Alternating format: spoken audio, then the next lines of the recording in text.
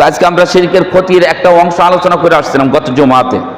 আজকে আমরা আরেকটা অংশ আলোচনা করব। দেখেন শিরকের যে কত বড় ভয়াবহ পাপ, কত বড় যে ভয়াবহ পাপ এই শিরক, যেটা বর্ণনাতীত, বর্ণনা করে শেষ করা যাবে না। কোরআনে কারিমের ভিতরে আল্লাহ রাব্বুল আলামিন যেভাবে বর্ণনা দিচ্ছেন শিরকের ব্যাপারে, মানুষকে ভয় দেখাচ্ছেন। আর শিরক এমন একটি পাপ যে পাপ করলে আপনার নিস্তার নাই, আপনি চিরস্থায়ী জাহান্নাম। এত ভয়াবহ। এটা শুধু আপনার জন্য, আমরা জানি নবীদের জন্য। নবীরা কোনোদিন শিরকে নিমজ্জিত হবে এটা কল্পনা করা যায়? নবীদেরকে আল্লাহ রাব্বুল আলামিন এমনভাবে বলছেন যে মনে হয় নবীরা বোধহয় শিরক করবে। দেখছেন আল্লাহ রাব্বুল আলামিন এত ওজন, এত গুরুত্ব দিয়ে বুঝাইছে। নবীদেরকে বলার উদ্দেশ্য হলো তার উম্মতদেরকে এটা কঠিনভাবে বার্তাটা পৌঁছিয়ে দেওয়া। কথাটা বুঝতে পারছেন? আল্লাহ রাব্বুল আলামিন শিরকের ক্ষতির মধ্যে একটা ক্ষতি বলছেন, সেটা হলো লাইন আশরাকতা লা ইয়াহবাতান্না আমালুক। হে প্রিয় নবী মুহাম্মদ সাল্লাল্লাহু আলাইহি ওয়াসাল্লাম শুনেন, আপনিও যদি শিরক করতেন তাহলে আমি রব্বুল আলামিন আপনার ভালো আমলগুলো আমি ধ্বংস করে দিতাম। আপনার যে ভালো আমল সেগুলো আমি কি করে দিতাম? ধ্বংস করে দিতাম। আল্লাহ রাব্বুল আলামিন স্বয়ং বিশ্বনবী সাইয়্যিদুল মুরসালিন রাহমাতুল লিল আলামিন আমাদের নবীকে মেনশন করে, আমাদের নবীকে উল্লেখ করে তিনি বললেন লা ইন আশরাকতা লা ইয়াহবাতান্না আমালুকা ওয়া লা তাকুনান্না মিনাল খাসিরিন। নবী হে, আপনি যদি শিরকে লিপ্ত হন, আপনিও যদি শিরক করেন, আপনার জীবনের যত আমল আছে আমি সব ধ্বংস করে দিব। আল্লাহু আকবার। সব ধ্বংস করে দিব, কিচ্ছু রাখবো না। অথচ নবীরা কখনো শিরক করবে? শিরক তো দূরের কথা, নবীরা তো হলো মাসুম। নবীরা কি মাসুম? তাদের আগে পিছে কোনো পাপ নাই। সুবহানাল্লাহ। বেগুনাহে মাসুম। নবীরা মাসুম, নবীদের কোনো কি নাই? গুনাহ নাই, পাপ নাই। সেই নবীকে আল্লাহ রাব্বুল আলামিন বলছে। শুধু তাই নয়, আল্লাহ রাব্বুল আলামিন একজন নবী নয়, দুইজন নবী নয়, 18 জন নবীর নাম উল্লেখ করে আল্লাহ রাব্বুল আলামিন শিরকের গুরুত্ব বুঝাইছে। শিরক যে ভয়াবহ একটা গুনাহ, শিরক যে একটি ভয়াবহ একটি পাপ, এটা বোঝানোর জন্য আল্লাহ রাব্বুল আলামিন 18 জন নবীর নাম উল্লেখ করছে। আল্লাহ রাব্বুল আলামিন নবীদের মধ্যে নূহ আলাইহিস সালামের কথা উল্লেখ করেছেন, ইব্রাহিম, ইসমাঈল আলাইহিস সালাম, লূত আলাইহিস সালাম। এভাবে আল্লাহ রাব্বুল আলামিন নবীর নাম উল্লেখ করেছেন ইয়াকুব। এরপরে আল্লাহ রাব্বুল আলামিন নবীর নাম উল্লেখ করেছেন, তার নাম হলো ইউসুফ। আল্লাহ রাব্বুল আলামিন দাউদ আলাইহিস সালামের কথা উল্লেখ করেছেন, এবং আল্লাহ রাব্বুল আলামিন সুলাইমান আলাইহিস সালামের কথা উল্লেখ করেছেন, আইয়ুব আলাইহিস সালামের কথা উল্লেখ করেছেন, এবং আল্লাহ রাব্বুল আলামিন ইলিয়াস আলাইহিস সালামের কথা উল্লেখ করেছেন। আল্লাহ রাব্বুল আলামিন ইয়াসা একজন নবী ছিলেন, তার নাম উল্লেখ করেছেন। আল্লাহ রাব্বুল আলামিন ইউনূস আলাইহিস সালামের কথা উল্লেখ করেছেন, এবং মূসা আলাইহিস সালামের কথা উল্লেখ করেছেন, হারুন আলাইহিস সালামের কথা উল্লেখ করেছেন। এভাবে একের পর এক নবীদের নাম উল্লেখ করার পর আল্লাহ রাব্বুল আলামিন যে নবীর নাম উল্লেখ করলেন তার নাম হলো জাকারিয়া আলাইহিস সালাম। আরেকজন নবীর নাম উল্লেখ করলেন, তার নাম হলো ইয়াহইয়া আলাইহিস সালাম। এরপরে আল্লাহ রাব্বুল আলামিন বনি ইসরাইলের সর্বশেষ নবী, তার নাম হলো ঈসা আলাইহিস সালাম। এভাবে নূহ থেকে ঈসা পর্যন্ত বড় বড় নবী এবং রাসূলদের নাম আল্লাহ রাব্বুল আলামিন উল্লেখ করে আল্লাহ রাব্বুল আলামিন বলেন ওয়ালাউ আশরাকু লাহাবিতা আনহুম মা কানু ইয়ামালুন। এই সমস্ত নবী একজন নয়, দুইজন নয়, আমি 18 জন নবীর নাম উল্লেখ করলাম। 18 জন নবীর মধ্যে কোন নবী যদি শিরকে লিপ্ত হতো, শিরক গুনাহে লিপ্ত হতো, আমার সাথে শিরক স্থাপন করত, তাহলে আমি রাব্বুল আলামিন তাদের ভালো আমলগুলো আমি নষ্ট করে দিতাম। ভালো আমল যত করেন সব আল্লাহ রাব্বুল আলামিন নষ্ট করে দিতেন, বাতিল করে দিতেন, বরবাদ করে দিতেন। আল্লাহ রাব্বুল আলামিন এভাবে সতর্ক করেছেন উম্মতে মুহাম্মদীদেরকে সতর্ক করেছেন নবীদেরকে। একদম সৃষ্টি লগ্ন থেকে কিয়ামত পর্যন্ত সমস্ত মানুষের কাছে নবীরা দাওয়াত পৌঁছিয়ে দিয়েছিলেন, শিরিক একটি বড় গুনাহ, বড় পাপ। এই পাপে যদি নিমজ্জিত হয় তাকে আল্লাহ রাব্বুল আলামিন কখনোই ক্ষমা করবে না। আল্লাহ রাব্বুল আলামিন বলেন, ইন্নাল্লাহা লা ইয়াগফিরু আইয়ুশরাকা বিহি ওয়া ইয়াগফিরু মা দুনা যালিকা লিমান ইয়াশা। আল্লাহ কখনোই শিরিক গুনাহ ক্ষমা করবে না, কখনোই আল্লাহ রাব্বুল আলামিন শিরিক গুনাহ ক্ষমা করবে না। তবে আল্লাহ যদি ইচ্ছা করেন শিরিক ব্যতীত যত গুনাহ আপনি নিয়ে যান আল্লাহ তাআলার কাছে, আল্লাহ ইচ্ছা করলে ক্ষমা করে দিবেন। সুবহানাল্লাহ। সুনানে আবু দাউদে হাদিস আসছে, আল্লাহর রাসূল সাল্লাল্লাহু আলাইহি সাল্লাম বলেছেন, আল্লাহ রাব্বুল আলামিন বান্দাদেরকে ডাক দিয়ে বলেন, ইয়া ইবনে আদম, হে আদম সন্তান, লাউ আতাইতানি বিকুরাবিল আরদি খাতায়া।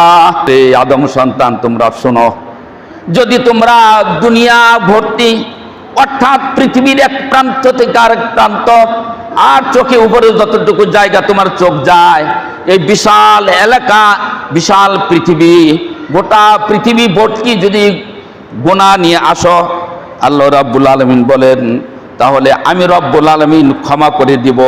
সেটা হলো লা তুশরিক বিহি শাইআ, যদি শিরিক না নিয়ে আসো। সুবহানাল্লাহ। শিরিক ছাড়া যদি আমার কাছে আসো, দুনিয়া ভর্তি গুনাহ নিয়ে আমার কাছে আসবে, আমি ক্ষমা করে দেব। সুবহানাল্লাহ। আল্লাহ রাব্বুল আলামিন বলেন, মানুষ শোনো, ইয়া ইবনে আদম, হে আদম সন্তানরা শোনো, উপরের সেই মেঘ পর্যন্ত যে দৃষ্টিগোচর হয় তোমাদের এতটুকু উচ্চতা, এবং পৃথিবীর পূর্ব থেকে পশ্চিম পর্যন্ত যে জায়গা আকাশের সীমানা শেষ তোমার দৃষ্টিতে, যেখানে আকাশের সীমানা শেষ এত পর্যন্ত, আকাশের সীমানা পর্যন্ত এবং আকাশের সেই মেঘ পর্যন্ত, এ বিশাল জায়গা পূর্ণ যদি তুমি গুনাহ নিয়ে আসো, জিনা করছো, বেবিচার করছো, খুন করছো, খারাপি করছো, পৃথিবীতে জঘন্য গুনাহ তুমি করেছো, কিন্তু লা তুশরিক বিহি শাইআ, আমার সাথে তোমরা শিরিক করো নাই, তাহলে আমি রব্বুল আলামিন ওই আকাশের মেঘ পর্যন্ত, আকাশের শেষ প্রান্ত পর্যন্ত যতটুকুন তোমাদের দৃষ্টি যায় এতটুকুন পাপ নিয়ে আমার কাছে আসলেও আমি রব্বুল আলামিন তোমাদেরকে মাফ করে দেব। আল্লাহ তাআলা বলেন, আমি তাদেরকে মাফ করে দেব, ইচ্ছা করলেই তো আমি মাফ করতে পারি, আমি কোনো পরোয়াই করি না। সুবহানাল্লাহ। বলে আমি কোনো পরোয়াই করি না, আমি এটা মাফ করব যদি শিরিক ছাড়া আমার বান্দা আমার কাছে আসে, শিরিক গুনাহ ছাড়া যদি আমার কাছে একবার উপস্থিত হয়, আসমান সমতুল্য গুনাহ যদি করে, আমি কোনো পরোয়াই করব না, আমি আমার বান্দাকে মাফ করে দেব। সুবহানাল্লাহ। দেখছেন, আল্লাহু আল্লাহু আকবার, আল্লাহ কি রহমানুর রহিম, কোনো পরোয়াই করব না। হাদিসে এটা আসছে যে আমি তাকে মাফ করেই দেবো, মাফ করে দেবো আমি, কিন্তু তাহলে সে শিরক করা যাবে? শিরক করা যাবে না।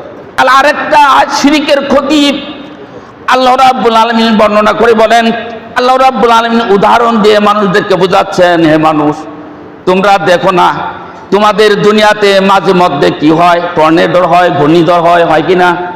যখন ঘূর্ণিঝড় শুরু হয়ে যায়, প্রচন্ড বাতাসের আঘাতে তোমাদের বাড়ি গাড়ি দালান কোটা ভেঙ্গে চুরমার হয়ে যায়। ওই বাতাসের তাড়নায়, বাতাসের শক্তি এত প্রবল থাকে, ফলে তোমার বাড়ির একটা অংশ, তোমার টিনের চাল অথবা তোমার গাড়ির একটা অংশ, তোমার এই সমস্ত বস্তুকে বাতাসে যেরকম উড়ায় নিয়ে অন্য জায়গায়, দূর দূরান্ত জায়গায় নিক্ষেপ করে। কোন ব্যক্তি যদি আমার সাথে শিরকে লিপ্ত হয়, আল্লাহ রাব্বুল আলামিন বলেন তাহলে তার অবস্থা হবে আও তাহবি বিহির রিহু ফি মাকানিন সাহিক। কোন ব্যক্তি যদি আমার সাথে শিরকে লিপ্ত হয়, তার একটা ক্ষতি হবে, যেরকম তুফান এবং ঘূর্ণিঝড় এসে বাড়িঘর ভেঙ্গে সেই বাড়ি ঘরের যে ভাঙ্গার যে একটা অংশ, সেই অংশ বিশেষকে বিভিন্ন জায়গায় বিক্ষিপ্তভাবে ছড়িয়ে দেয়, দূর দূরান্তে নিক্ষেপ করে। কোনো ব্যক্তি যদি আমার সাথে শিরকে লিপ্ত হয়, আমি রব্বুল আলামিন তাদেরকে বলে দিলাম তাদের এই হালত হবে। যেভাবে ঘূর্ণিঝড়ে সব ধ্বংস করে দেয়, দূর দূরান্তে নিক্ষেপ করে বিভিন্ন বস্তু, ঠিক সেরকমই অন্যায় হবে যদি আমার সাথে শিরক করো, তার অবস্থায় এরকম হালত হবে। তাখাযাল্লাহু ইব্রাহিমা খালিলা, ইব্রাহিম আমার বন্ধু। কিরকম বন্ধু? ইব্রাহিম যখন নমরুদে আগুনে নিক্ষেপ করলো, ইব্রাহিম কারোর উপর তোয়াক্কা করলো না, কারো কাছে সাহায্য চাইলো না, কমপ্লিট সারেন্ডার হয়ে আমার উপর তাওয়াক্কুল করে আমার কাছে ভরসা করে তিনি থেকে গেলেন। বললেন আমার আল্লাহ আমার জন্য যথেষ্ট। আল্লাহ রাব্বুল আলামিন বলেন আমি ইব্রাহিমের প্রতি খুশি হয়ে গেলাম এবং আগুনকে বললাম কুলনা ইয়া নারু কুনি বারদাও ওয়া সালামান আলা ইব্রাহিম, হে আগুন তুমি শান্তিদায়ক ঠান্ডা হয়ে যাও। নরমাল যে এমন গরম হয় না যে আমার ইব্রাহিমের কষ্ট হয়, এমন ঠান্ডা হয়েও না যে আমার ইব্রাহিমের কষ্ট হয়। সুবহানাল্লাহ। সালামান শব্দ ব্যবহার করেছেন। সালামান শব্দের অর্থ হলো পরিপূর্ণ শান্তিময় ঠান্ডা, এমন শান্তি, এয়ার কন্ডিশন, এটা কি বলা হয় আমাদের দেশের ভাষায়, এয়ার কন্ডিশন। এমন অবস্থা হও আমার এই ইব্রাহিমের জন্য আগুন তুমি শান্তিদায়ক ঠান্ডা হয়ে যাও। তার নাম হলো ইব্রাহিম। আল্লাহ রাব্বুল আলামিন বলেন আমি তাকে বন্ধু বানাইছি, ওয়াত্তাখাযাল্লাহু ইব্রাহিমা খালিলা, আমি ইব্রাহিমকে আমি বন্ধু বানাইছি। ইব্রাহিম আমার বন্ধু। যদিও রাসূলুল্লাহ সাল্লাল্লাহু আলাইহি সাল্লাম বলেছেন আমিও আল্লাহর বন্ধু, খালিলুল্লাহ। হে আমার সাহাবারা শোনো, তোমাদের সাথী হলাম আমি রাসূল ও আল্লাহর বন্ধু। রাসূল সাল্লাল্লাহু আলাইহি সাল্লামকে আল্লাহ পাক বন্ধু বলেছেন, তবে কোরআনে শুধু ইব্রাহিম আলাইহিস সালামকে বন্ধু বলেছেন। ওয়াত্তাখাযাল্লাহু ইব্রাহিমা খলিলা, ইব্রাহিম আলাইহিস সালামের শুধু বন্ধু, শুধু ইব্রাহিম না, পৃথিবীতে যত নবী ছিল সকলেই ছিল আল্লাহর বন্ধু, ছিল না? সবাই আল্লাহর বন্ধু ছিল, কিন্তু তারপরেও উপাধি পাইছে কয়জন? একজন। আল্লাহ রাব্বুল আলামিন অন্যান্য নবীদেরকে বন্ধু বললেন না, বন্ধু বললেন শুধু ইব্রাহিম আলাইহিস সালামকে। যেরকম সিদ্দিক, আল্লাহর রাসূলের যত সাহাবী ছিল সকলেই কি ছিল? সিদ্দিক, সত্যবাদী। আমাদের সাহাবীরা কি সত্যবাদী ছিল কিনা বলেন? সাহাবীরা যত সাহাবী ছিল সকল সাহাবীরা ছিল সিদ্দিক। এরপরেও সিদ্দিক সব সাহাবাকে আল্লাহর রাসূল বলেন নাই, একজন সাহাবাকে বলছেন। তার নাম কি? তার নাম হলো আবু বকর সিদ্দিক। সবাই সিদ্দিক, সবাই সত্যবাদী, এরপরও সবাইকে সত্যবাদী সিদ্দিক উপাধি দেওয়া হয় নাই, একজনকে উপাধি দেওয়া হয়েছে, তার নাম হলো আবু বকর সিদ্দিক। এরকম সমস্ত নবীরাই আল্লাহর বন্ধু, কিন্তু একজনকে ওয়াত্তাখাযাল্লাহু ইব্রাহিমা খালিলা, একজনকে আল্লাহ খালিল বলছে, আর আমাদের নবী মুহাম্মদ সাল্লাল্লাহু আলাইহি সাল্লামকে খলিল বলছে। এই দুইজন ছাড়া আর কাউকে কি আল্লাহ রাব্বুল আলামিন খলিল বলেন নাই। আল্লাহ রাব্বুল আলামিন বলেন আইয়াস্তাগফিরু লিল মুশরিকিন, ইব্রাহিম আমার এমন এক বন্ধু ছিল যে বন্ধুর কাছে আমি বলছিলাম, বন্ধু তোমার স্ত্রী হাজরা এবং তোমার এই দুধের শিশু ইসমাইল উভয়কে দুই পাহাড়ের পাদদেশে, সাফা মারওয়া দুই পাহাড়ের পাদদেশে জঙ্গলের মধ্যে বনবাস দিয়ে আসো। ইব্রাহিম কোনো কথাই বলেন নাই। শোনার সাথে সাথে, আমি বলার সাথে সাথে আমার ইব্রাহিম তার সন্তান, দুধের শিশু সন্তান ইসমাইল এবং তার মা হাজেরাকে ওই পাহাড়ের নিকটবর্তী বনবাস দিয়ে আসছিল। এ হলো আমার বন্ধু। বন্ধুকে বন্ধুর কাছে যা চাওয়া হয়, বন্ধু 1 মিনিট দেরি করে না, নিয়ে যাও। তুমি এই যে গামছাটা চাইছো, গামছাটা পছন্দ হয়েছে তোমার, আমার পাঞ্জাবিটা তোমার পছন্দ হয়েছে, নিয়ে যাও। সুবহানাল্লাহ, ঠিক না? বন্ধুর সাথে বন্ধুর একটা সম্পর্কই অন্যরকম থাকে। আল্লাহ রাব্বুল আলামিন বলেন শুধু তাই নয়, ওয়াত্তাখাযাল্লাহু ইব্রাহিমা খলিলা, ইব্রাহিম আমার বন্ধু। ইব্রাহিমকে আমি এক সময় বললাম, এই সন্তানকে যে তুমি দিয়ে আসলা বনবাসে, তোমার সন্তান তো হাঁটাচলা করতে পারে, 10 বছর 12 বছর বয়স, কথা বলতে পারে, সুন্দর সুন্দর কথা বলে হাঁটাচলা করে। তোমার সন্তান ইসমাইল এখন 10 থেকে 12 বছর বয়স হয়ে গেছে, কথা বলতে পারে, হাঁটাচলাও করতে পারে। হে আমার বন্ধু, আমি আবার তোমার সন্তান দাও চাই। তোমার সন্তানটা আমার নামে কুরবানি করো। আল্লাহ রাব্বুল আলামিন কয়, একটা মুহূর্ত আমার বন্ধু দেরি করে নাই, সন্তানকে একদম মাঠের মধ্যে শোয়াই দিছে, ছুরি চালু করে দিছে। সুবহানাল্লাহ। আল্লাহ রাব্বুল আলামিন বলেন, আমার কথাই তার সন্তানকে কুরবানি করার জন্য শুয়ে দিলেন।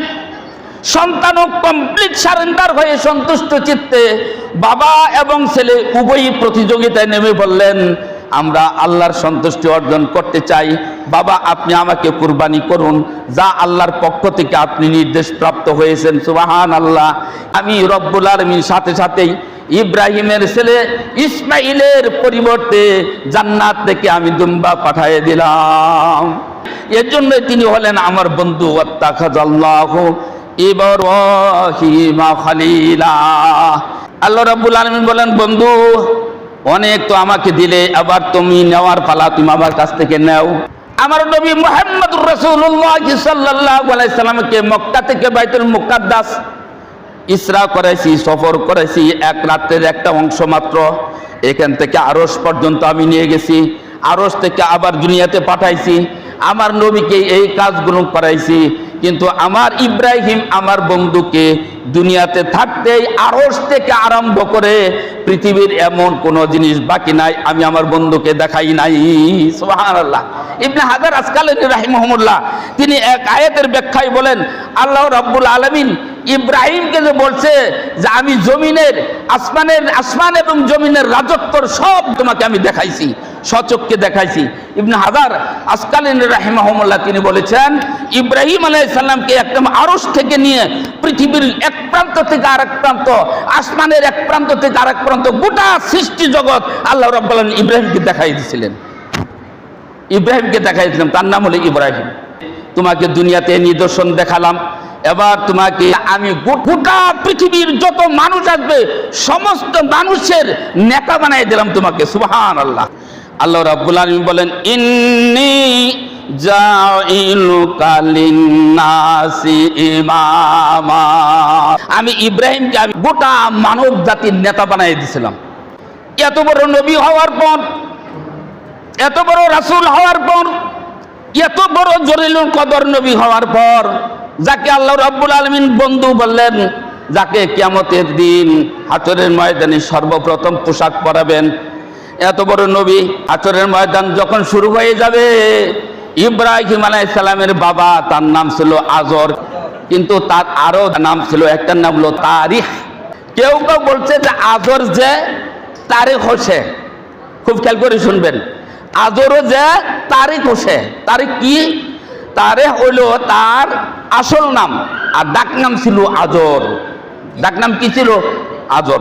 আবার কেউ কেউ বলছে না, তারিখ এবং আজর আলাদা ব্যক্তি। তারিখ হলো ইব্রাহিম আলাইহিস সালামের বাবা, মুসলিম ছিল, আর তার চাচা ছিল নমরুদের মন্ত্রী, তার নাম হলো আজর। কেউ কেউ এই কথাও বলছে। মূল কথা আমাদের এটা না, মূল কথা হলো চাচাই হোক আর বাবাই হোক, দেখেন কি অবস্থা। ইব্রাহিম আলাইহিস সালাম হাশরের ময়দান যখন শুরু হয়ে যাবে, ইব্রাহিম আলাইহিস সালাম দেখতে পাবেন, তিনি দেখতে পাবেন তার সামনে দিয়ে মালাকরা তার বাবাকে জাহান্নামে নিয়ে যায়। এত বড় নবী, যাকে আল্লাহ রাব্বুল আলামিন বলছে ইত্তাখাযাল্লাহু ইব্রাহিমা খলিলা, হে ইব্রাহিম তুমি আমার বন্ধু। আল্লাহর রাসূলকে বলা হলো ইয়া খায়রাল বারিয়্যা, হে আমার রাসূল আপনি হলেন সৃষ্টির সেরা মানুষ, সৃষ্টির সেরা।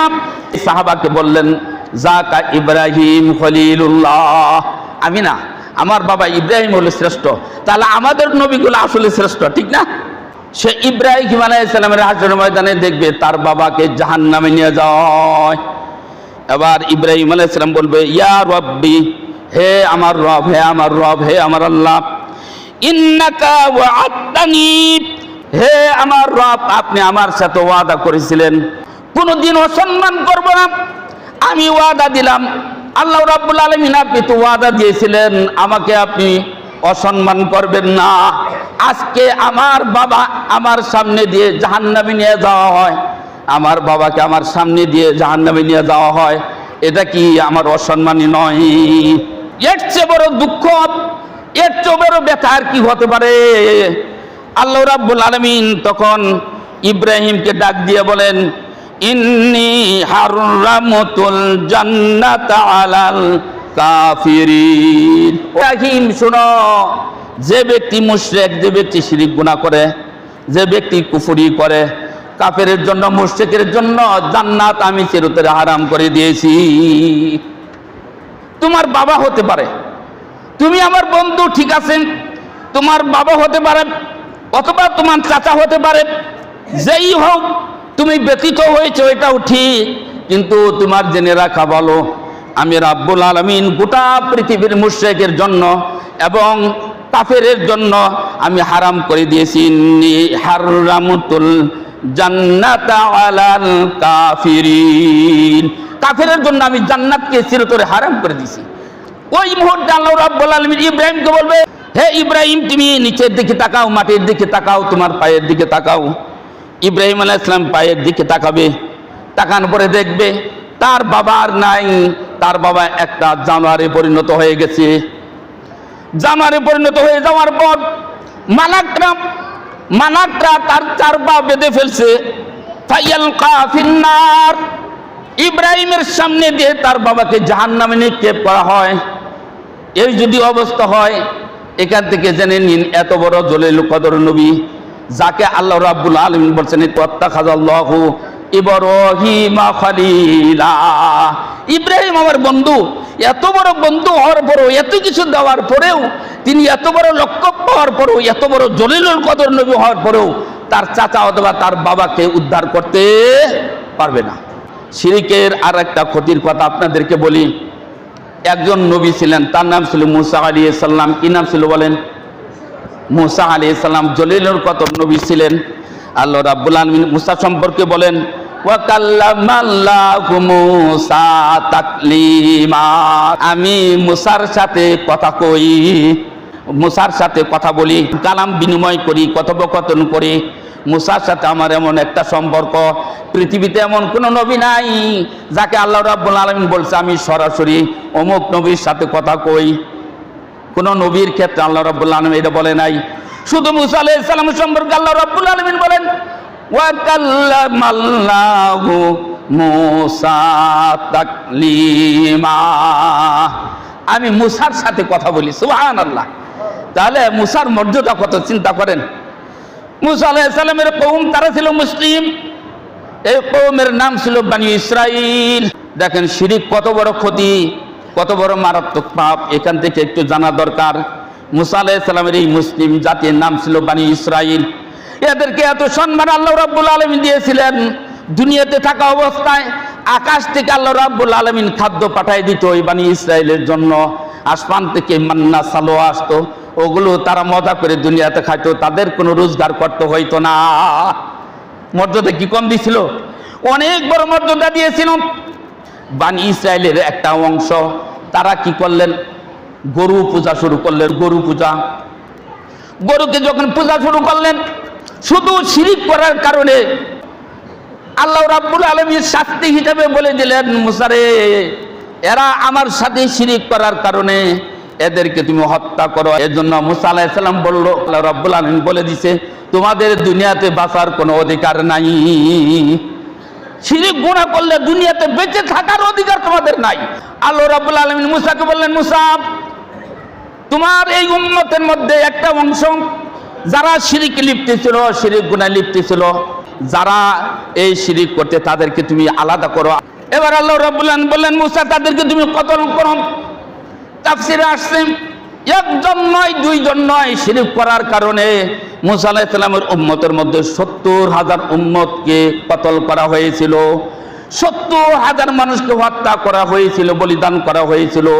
এবার আবার বুঝতে পারেন, যদি আপনি শিরক করেন, শিরকের বিনিময়ে তাদের জীবনটা দিতে হয়েছে। একজনের জীবন নয়, দুইজনের জীবন নয়, ৭০,০০০ মানুষের জীবন দিতে হয়েছে শিরক করার কারণে।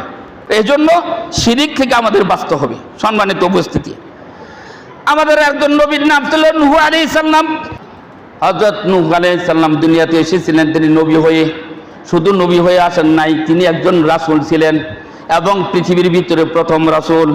আল্লাহ রাব্বুল আলামিন তার গুণাগুণ প্রকাশ করতে যায় বলেন, ইন্নাহু কানা আবদান শাকুরা।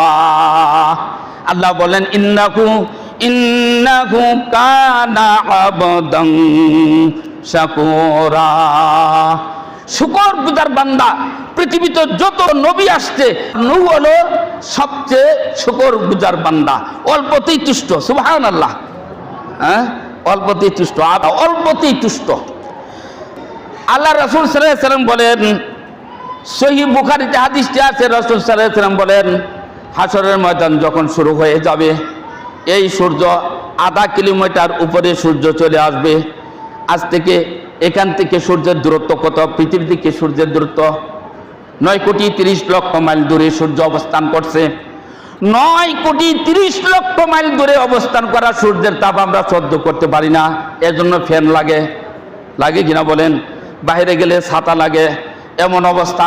এই সূর্যটা যখন 1/2 কিলোমিটার নিচে নেমে আসবে, মাত্র আপনার মাথার থেকে দূরত্ব থাকবে 1/2 কিলোমিটার, তখন আবার আপনার হালত কি হবে? আল্লাহ রাসূল বলেন, সূর্যের তাপে মানুষের এমন হাল হবে, তাদের মগজ টকবক করতে থাকবে, সামাল দিতে পারবে না। পৃথিবীর মানুষগুলো এক জায়গায় হয়ে যাবে, এক জায়গায় হয়ে একে অপরের ভাষা সব বুঝবে। আল্লাহ রাব্বুল আলামিন ভাষাকে এমন সহজ করে দিবেন, পৃথিবীর এক প্রান্ত থেকে একটা মানুষ ছোট্ট করে বলবে, অন্য প্রান্ত থেকে অন্য মানুষ বুঝবে, তা শুনবে। সুবহানাল্লাহ।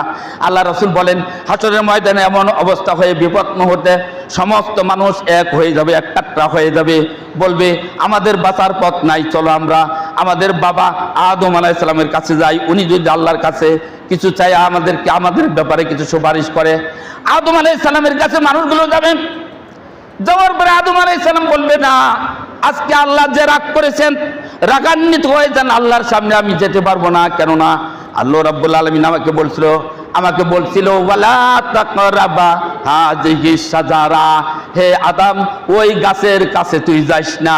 এরপরও আমি গাছের নিকট গিয়েছিলাম। আমি আল্লাহর দরবারে আজকে তোমাদের ব্যাপারে সুপারিশ করতে পারবো না। অবরোধ প্রকাশ করার পর আদম আলাইহিস সালাম পরামর্শ দিবে, তোমাদের একটা রাস্তা দেখাই দেই, যেখানে গেলে মুক্তি পাওয়ার আশঙ্কা আছে। তোমরা চলে যাও, ইজাবু নূহর কাছে চলে যাও। পৃথিবীর সমস্ত মানুষ নূহের কাছে যাওয়ার পর এই মানুষগুলো বলবে, ইন্নাকা আনতা আউওয়ালার রাসূলি ইলা আহলিল আরদ। ও নূহ, হে আমাদের নবী, আপনি তো সাধারণ কোনো ব্যক্তি না, আপনাকে আল্লাহ রাব্বুল আলামিন দুনিয়াতে সর্বপ্রথম রাসূল করে দুনিয়াতে পাঠাইছে। দুনিয়ার সর্বপ্রথম রাসূল আপনি ছিলেন। অতএব ওয়াকাদ সাম্মাকাল্লাহু আবদান শাকুরা।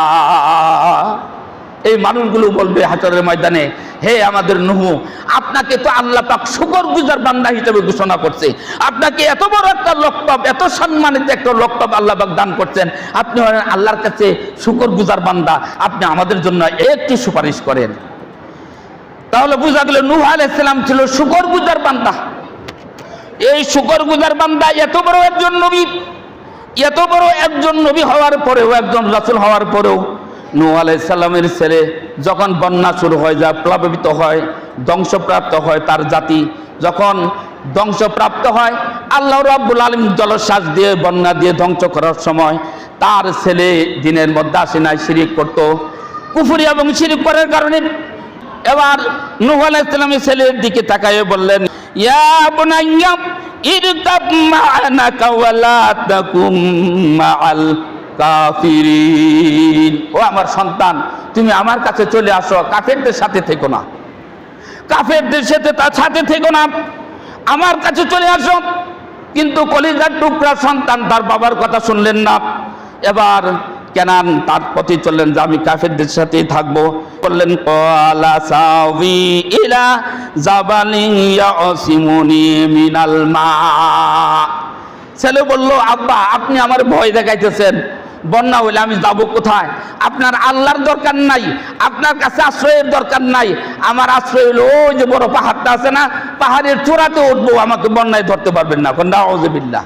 পানির থেকে বাঁচার পথ হলো আমি আশ্রয় নিব, বিশাল উঁচু পাহাড়ে আমি আশ্রয় নিব।